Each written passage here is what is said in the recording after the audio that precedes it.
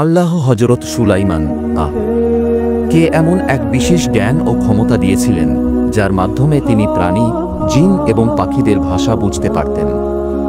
একদিন তিনি তার বিশাল সৈন্যবাহিনী, মানুষ, জিন ও পাখি নিয়ে অতিক্রম করছিলেন।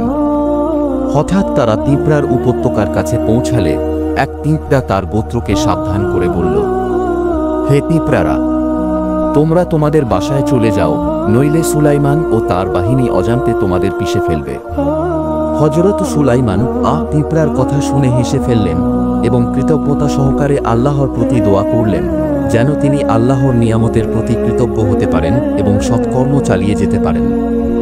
কুরআন সূরা আন-নামল 27:15 শিক্ষা: ক্ষমতা, জ্ঞান বা রাজত্ব যত বড়ই হোক, আল্লাহর বান্দা সবসময় নম্র, কৃতজ্ঞ ও দয়ালু হওয়া উচিত।